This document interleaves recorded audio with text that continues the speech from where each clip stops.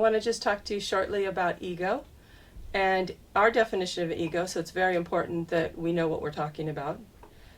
Ego is basically the part of ourselves that insists that separation is real and limitation is real. And so at the heart of ego, you could say, is fear and desire.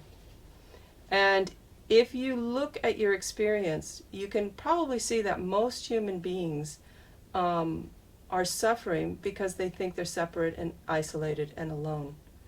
And in a lot of ways, because we're in an egocentric culture where we all think we're isolated, separate, and alone, that's our experience, that we're isolated, separate, and alone. But the deep spiritual truth is that we're not separate, we're not alone, and we're not isolated. We're actually already together. So what the Awaken Life Project spends a lot of time in is we start looking at the movement of ego, the activity of ego. It's not a big boogeyman that you have to be afraid of. It's all part of an evolutionary process, so it's not negative in one sense. But it is something that we have to look into, and most people bypass this.